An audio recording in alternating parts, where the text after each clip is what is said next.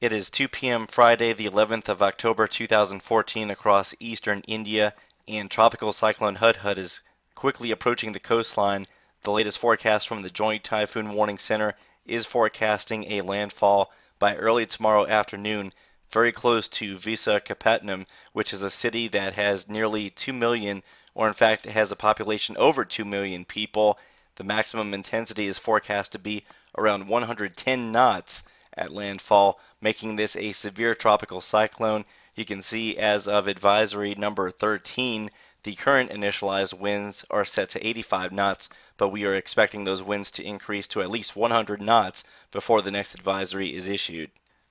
In yesterday's video, I was a little pessimistic about the possibility of rapid intensification, but the potential for rapid intensification is becoming a bit more of a concern leading up to landfall at this hour.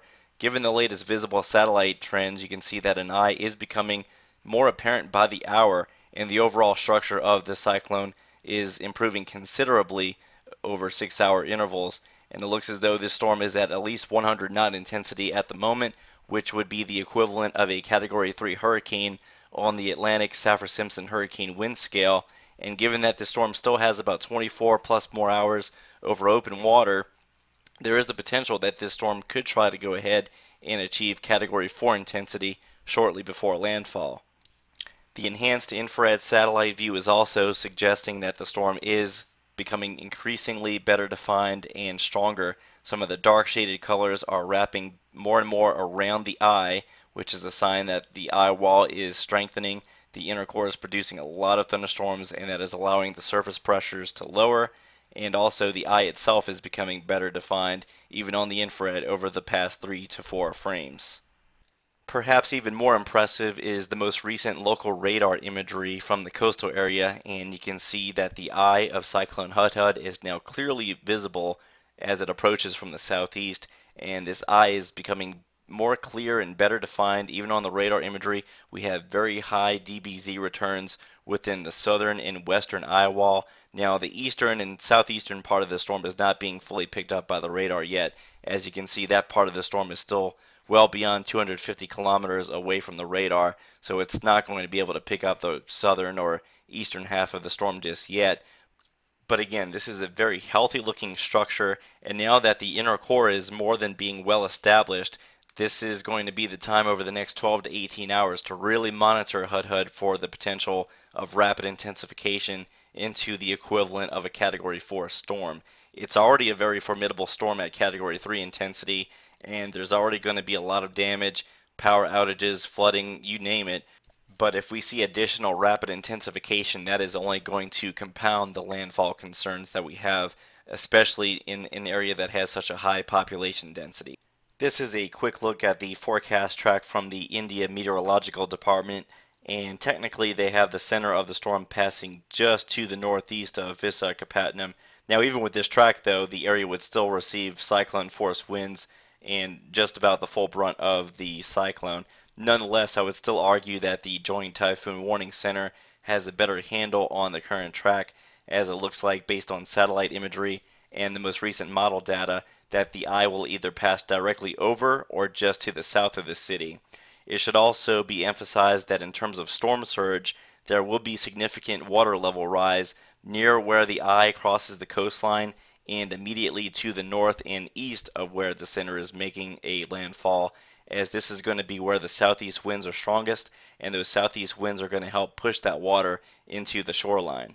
In terms of the model guidance I just mentioned, both the American GFS and the European ECMWF are in unanimous agreement by taking the eye of Cyclone HudHud directly over Visakhapatnam by 2 p.m. tomorrow afternoon, and as I just alluded to, the strongest southeast winds will be near and directly to the north and east of where the center crosses the coastline.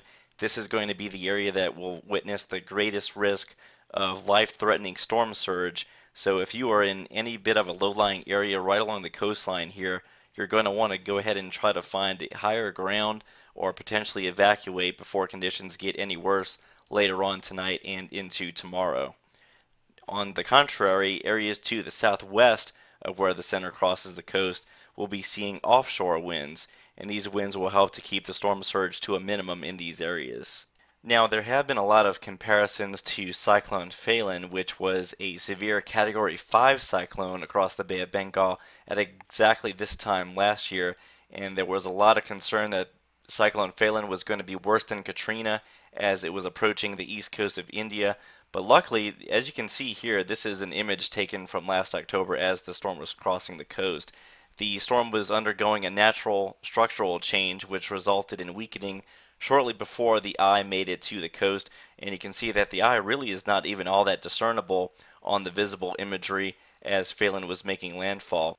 Now, when you compare last October's animation of Cyclone Phelan to the most recent visible satellite animation of Cyclone HudHud, you do get the overall impression that HudHud could eventually become the more impressive landfall between the two.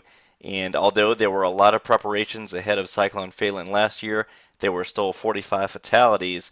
Let's certainly hope that we can get away with the landfall without any fatalities this time around. But the two things that concern me most is that this storm still looks poised to intensify further, and it's going to be making landfall in a highly populated area. So hopefully everyone along the coast has heeded the warnings and has done everything possible to prepare for this storm or potentially evacuate, especially if they live in a low-lying area, and we can get through this landfall without hearing much in the way of bad news. So for more information, you can continue to follow us here at 28storms.com. We are also available on Facebook and Twitter. Just go ahead and follow us at 28storms for more updates.